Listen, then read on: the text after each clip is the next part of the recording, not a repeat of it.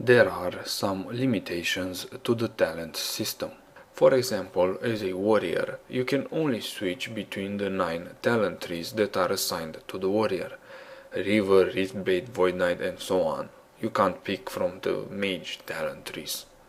A mage can only play a different type of mage, he can't be a warrior if he wants to. However, rogues and clerics seem to have more freedom. A rogue can be, well, a rogue as in a melee DPS, or a hunter, a ranged DPS. Both of them are using combo points. A rogue can also be a support class. Support classes in Rift are like cheerleaders on the football team. They sing and dance next to the team to buff them up. A rogue can also choose a tank spec.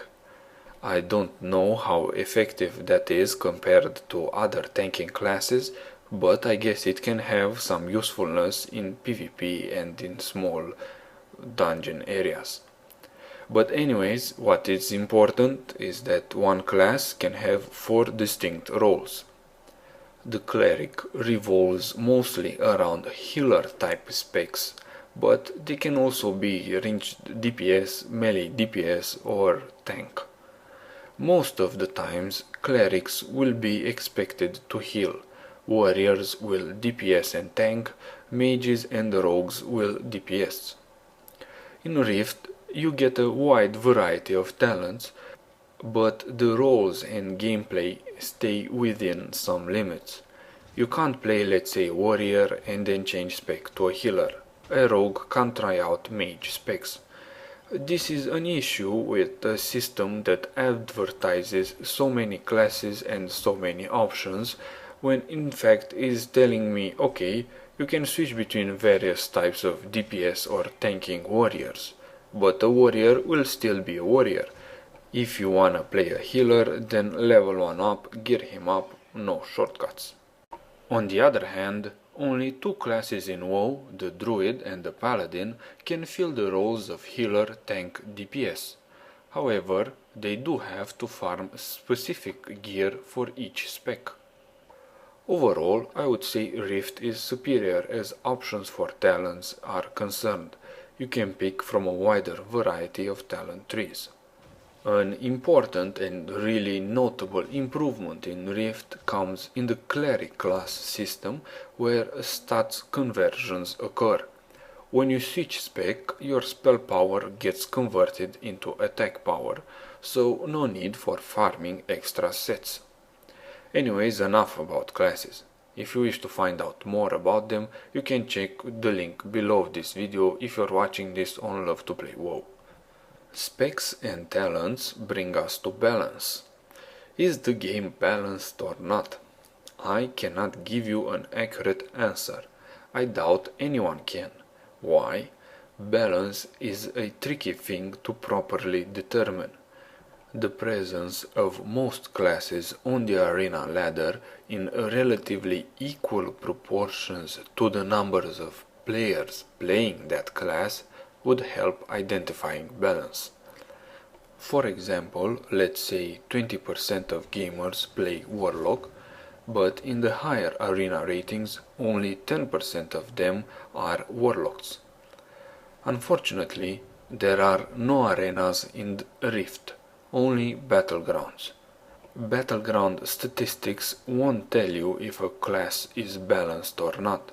For example, in WoW, hunters are doing better than most classes in battlegrounds because of their range and kiting capabilities, but at the same time they have problems in 2 vs 2 because of loss and proximity. Just the same in Rift, a class like the Stormcaller, who uses a lot of AoE spells, can be powerful in battlegrounds yet problematic in 2 vs 2. Players can have different levels of gear and skill. Some might get lucky and get a healer around for a period of time, and so on.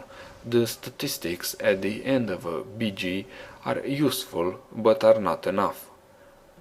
Same issues with duels. Duels just aren't an adequate way of testing balance on a large scale. So yeah, no arenas. This is a major bad point for the game. Perhaps they are waiting to balance classes more before they introduce arenas. Perhaps they will never introduce arenas, I don't know. Right now, level 50 is all about battlegrounds, rifts and raids. As far as raid balance is concerned, DPS or HPS, I cannot give you any info on that because there are no add-ons in the game. No add-ons means no recount. Yes, this is an important issue, there are no add-ons for the game. Although the UI is fairly customizable, I definitely miss many of the things that Power Auras or many other add-ons would offer. Moving on to the graphics. To talk about graphics, I must talk about Lineage 2. I played Lineage 2 day and night for 2 years. It's the MMO that I played before WoW. I played it about 5 years ago, if not more. This game had great graphics and ran really well on a old 1800 MHz single-core PC. I remember I was playing Lineage 2 and I had friends telling me how I should try out WoW, and I was looking at WoW thinking, what piece of shit graphics, I would never play that game. Then I tried out WoW and I was amazed by the gameplay. I think I stayed for a week in low-level battlegrounds after first discovering them. You see, Lineage 2 had graphics, but the gameplay was absolutely horrible. There were no battlegrounds, there were no arenas. Players would click to move because there were no strafing keys. There was no cloaking in the game. Rogues would hide in the bushes in order to get cover and ambush you. Leveling was insanely cruel. When you would die from a mob, you would actually lose experience and you would need 2 hours of grinding to get it back. I was so disappointed with the way the gameplay was handled in Lineage that I didn't even try Ion, another NCSoft game that looked wonderful. After seeing the gameplay in WoW, I was, meh, I guess the graphics aren't that bad, I could live with that. But I always hoped, even since day one, that they would improve their graphics. I wanted a graphics engine that was optimized, an engine that would run well on a medium-spec PC, an engine that would provide awesome graphics on a powerful PC. That didn't happen in WoW. And considering how much money people have been giving them, they should have come up with something better. I'm disappointed. Rift looks better graphics-wise, but also requires more resources. From my experience, you would need at least a quad-core and a similarly priced GPU to be at 60 FPS in the outside world, and you would need something better if you don't wanna experience lag in battlegrounds and raids. In Rift, there was heavy attention given to the detail of characters and their spells. That's why characters look awesome, but when more of them are grouped up, they create lag. The rest of the world, the objects, the animals, don't look that great. I mean, look at this fox. It looks and it feels a bit artificial when compared to the druid's travel form. If there is a game that is superior in the graphics department, then that game is Ion.